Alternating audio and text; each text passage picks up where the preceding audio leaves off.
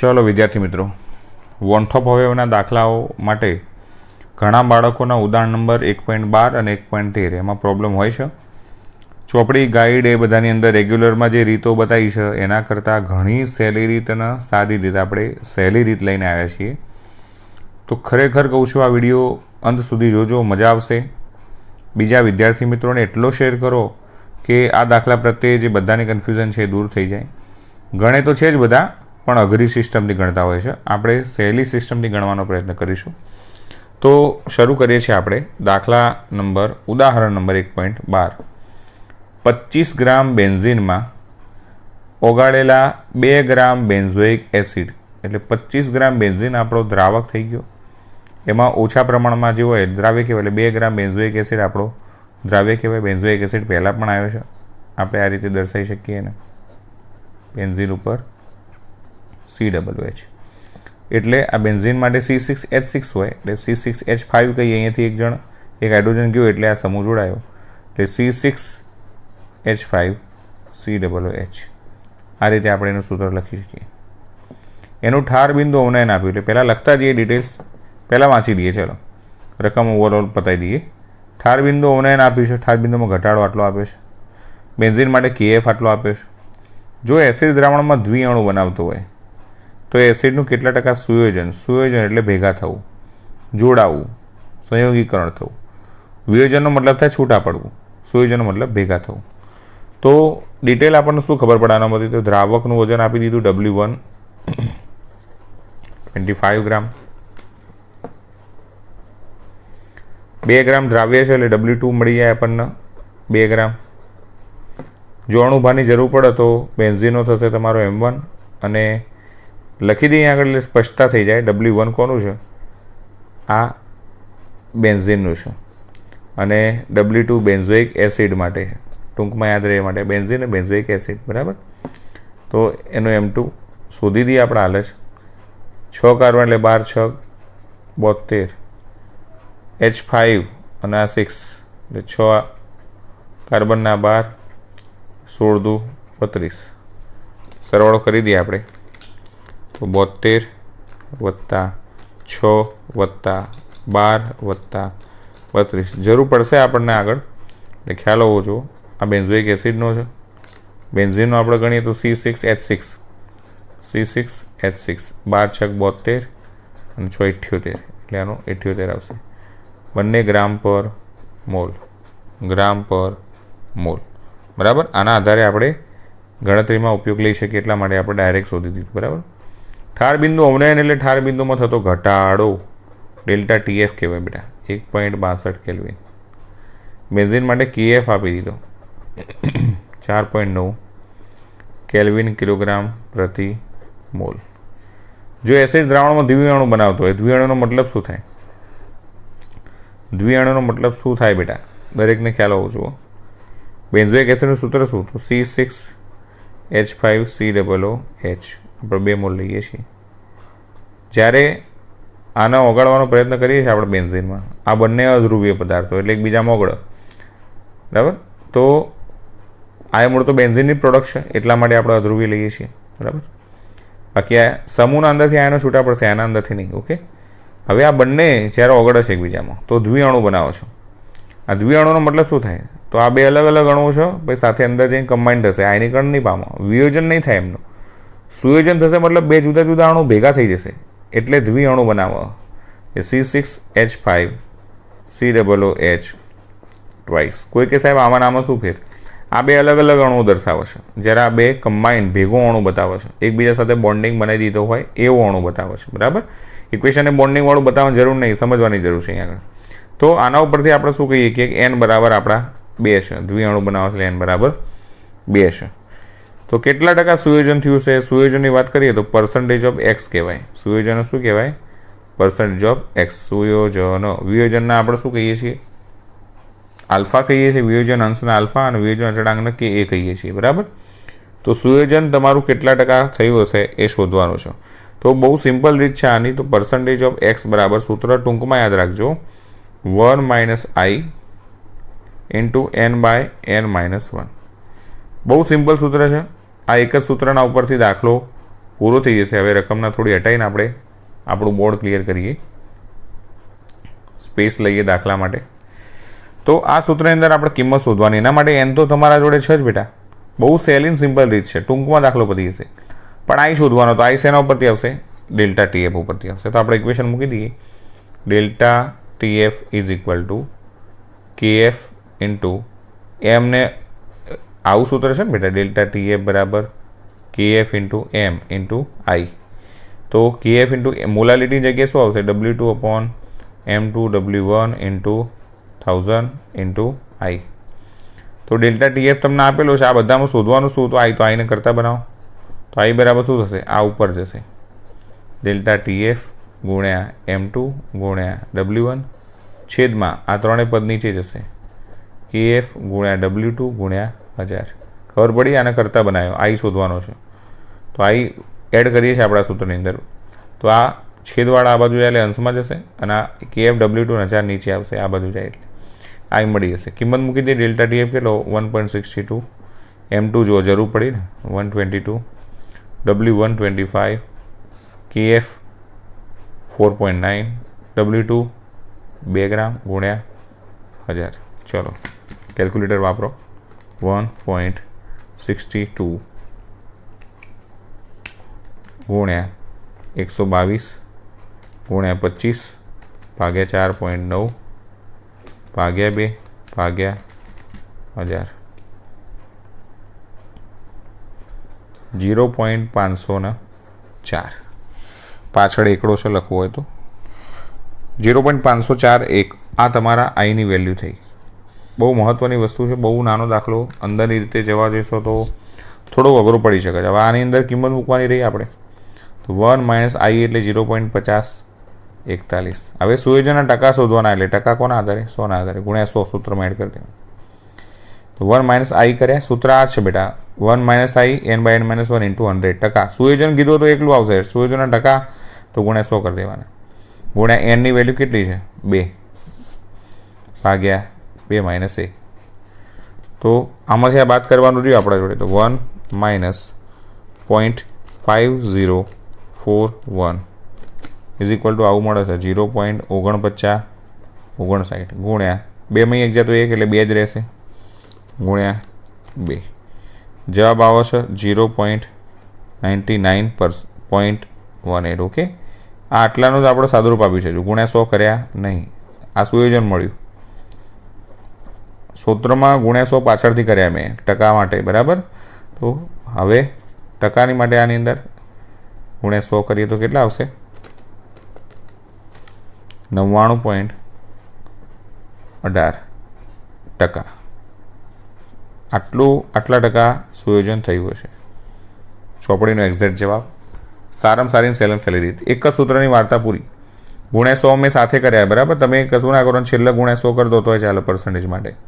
બાકી સૂત્ર યાદ રાખી લો, જસ્ટ બીજું કંઈ યાદ રાખવું નહીં. એના માટે આઈ જોશે ને એને તો રકમમાં મળે, આઈ શોધવાનો, ડેલ્ટા ટીએફ પરથી વાર્તા પૂરી.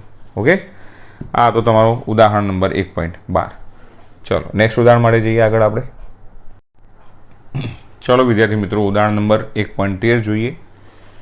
એ પણ સહેલી રીતે, જેમ ઉદાહરણ 1.12 આપણે કર્યું એવી ને એવી સહેલી રીતે આ 1.13 થઈ જશે. સચોટ અને સાચી રીતે થશે, કોઈ પણ કન્ફ્યુઝન વગર.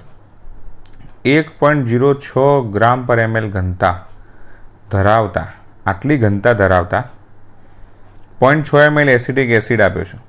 એટલે એસિટિક એસિડ માટે તમને ઘનતા આપી છે અને એના માટે આ એનું કદ આપ્યું. તો સૌ પહેલાં રકમ સમજતા જઈએ અને એનું સોલ્યુશન લાવતા જઈએ. તો પહેલાં આટલી વાર્તા પૂરી કરીએ આપણે.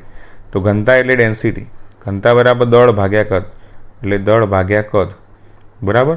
ઘનતા તમને આપી દીધી 1.06. W આપણને એસિડિક એસિડનું ખબર નહીં, વજન, બરાબર. કદ આપી દીધું 0.6. તો આનું મિકેનિઝમ કરશો એટલે W મળી જશે તમને, કેટલું મળશે? 0.6 ઇન્ટુ 1.06, 0.636. આ એસિડિક એસિડનું વજન મળ્યું બેટા. એના 1 લીટર પાણીમાં ઓગાળવામાં આવ્યું. 1 લીટર પાણી તમારો દ્રાવક થાય તો આ શું થઈ જાય? દ્રાવ્ય થાય. W1 તમને શું મળશે?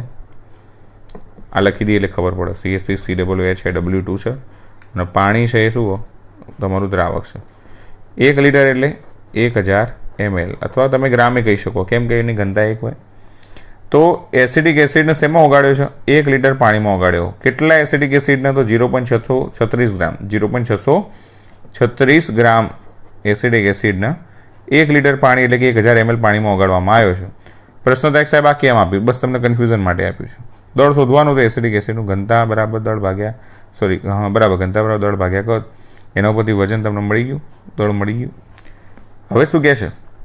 ઠાર બિંદુમાં અવનયન આપ્યું છે. ઠાર બિંદુમાં અવનયન એટલે ડેલ્ટા TF આપે 0.0205 અંશ સેલ્સિયસ.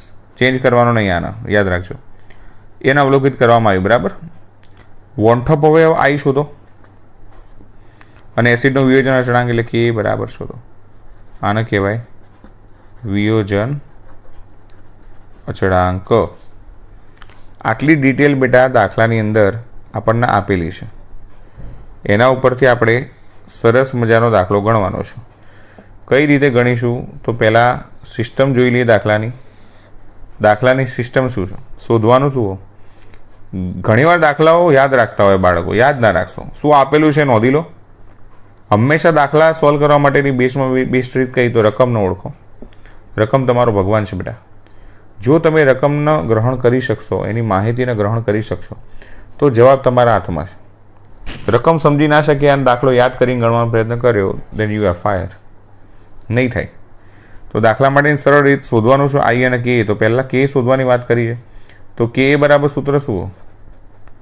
C⁴/1 - સંતુલનમાં ભણ્યા છો તમે.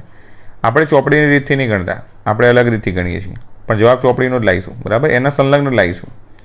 એક્ઝેક્ટ મેચ થશે જો તમે બધા આંકડા લેશો તો. બાકી જે આવે છે સાચો જ છે, અરાઉન્ડ. બરાબર. તો K બરાબર C⁴². C એટલે સાંદ્રતા કહેવાય, C એટલે મોલાલિટી કહેવાય. અહીંયા આગળ યાદ રાખજો, સાંદ્રતા. હવે આલ્ફા એ વિયોજન અંશ. તો આલ્ફા કઈ રીતે શોધવું? તો આલ્ફા શોધવા માટે આપણા જોડે શું હોવું જોઈએ? તો આલ્ફા માટે I-1/n-1 આ સૂત્રનો ઉપયોગ કરી શકીએ આપણે. તો K શોધવાનો છે, આલ્ફા શોધવાનો છે. હું લાઇનસર લખો પણ બાકી જગ્યા નહીં આપણા જોડે એટલી. બરાબર. ખોટું પેજ ફરીથી બદલીશ તો આ બધી ડિટેલ્સ તમારી જતી રહેશે.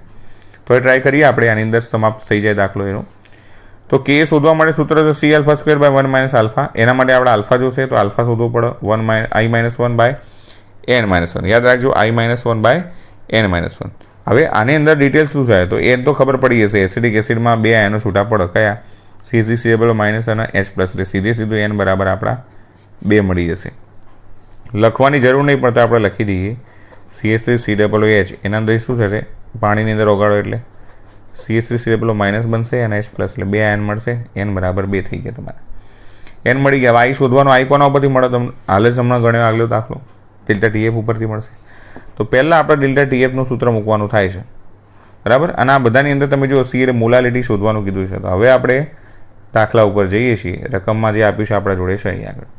તો પહેલાં અહીં આગળ મોલાલિટી શોધી દઈએ. મોલાલિટી એટલે તમારી સાંદ્રતા. સૂત્ર શું? W2/m2W1 × 1000. W2 કેટલું છે? 0.636 ગુણ્યા 1000 ભાગ્યા m2 એટલે અણુભાર. એસિડિક એસિડનો અણુભાર કેટલો થાય? ગણી નાખીએ અહીં આગળ. જગ્યા નહીં સાઈડમાં, અહીંયા ગણી દઈએ આપણે. C એટલે 12, હાઇડ્રોજન 3 ને 1, 4, કાર્બનના બીજા 12, 16 દુ 32, 12 દુ 24 પ્લસ 4 પ્લસ 32 60. આ એનો અણુભાર થાય. કેમ M2 એટલે એનો અણુભાર કર્યો? કેમ કે એ દ્રાવ્ય છે. બીજા નંબરે દ્રાવ્ય અને પહેલા નંબરે દ્રાવક હોય. તો પહેલા નંબરનું વજન શું? W1 1000 કેન્સલ થઈ ગયા. એટલે 0.636 ભાગ્યા 60 શું મળશે? આ 0.0106. ઘણા લોકો કે સાહેબ અત્યારે શું કરવા શોધી? ડેલ્ટા TFમાં આવે છે ને, તો બેટા એ સૂત્ર મોટું લઈને તમે ફરીથી કિંમત મૂકો તો એ ચાલે, પણ આ શોર્ટમાં બતાવ્યું આપણે. તો ડેલ્ટા TF બરાબર I × KF × m. જો હવે એમ સીધું મૂકતા ફાવો કે ના ફાવો? KF તમને આપેલો છે, નહીં આપેલો? સરસ, વેરી ગુડ. પાણી જ્યારે યુઝ કર્યું હોય રકમમાં, શું યુઝ કર્યું હોય? જો રકમની અંદર જોઈએ તો શું યુઝ છે? દ્રાવક તરીકે પાણી. તો દ્રાવક તરીકે પાણી વાપર્યું હોય ત્યારે એક સરસ મજાની ડિટેલ તમને આપું છું. KF તમારો કેટલો હોય? 1.86 1.86 કેલ્વિન કિલોગ્રામ પ્રતિ મોલ. અને કેબી ના આપ્યો હોય તો 0.52, બરાબર. ઉષ્માગતિકી વિધેયો પરથી આપણે લઈએ છીએ યાર 1.86 તમને મળે હોવું જોઈએ જ્યારે ના આપ્યો હોય, પાણી માટેની વાત હોય દ્રાવક તરીકે, એના માટે.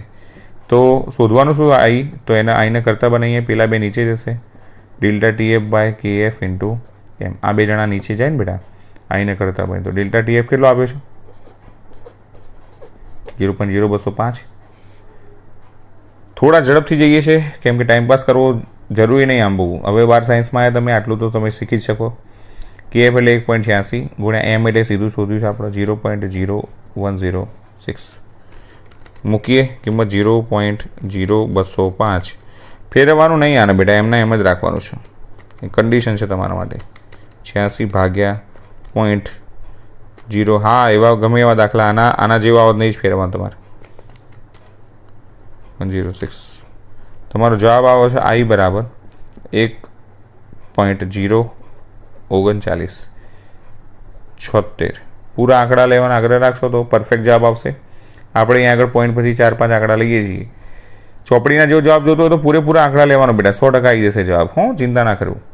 બાકી આપણે જે લાવવાના છીએ જે બરાઉન્ડ જ આવશે, એની આસપાસ વેરિએશન થોડું રહેશે પણ સાચો છે.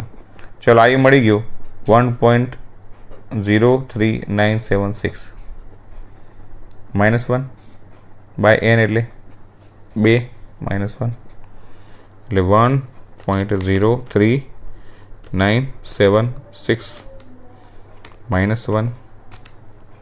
ડાયરેક્ટ આપણે કરવાનો આગ્રહ રાખીએ 0.03976. આટલો જ આવશે આલ્ફા, કેમ કે 2 - 1 તો 1 કહેવાય, બરાબર. એટલે આલ્ફાની વેલ્યુ આપણી આટલી આવશે. હવે કિંમતો મૂકવાની બસ. K બરાબર C આલ્ફા સ્ક્વેર.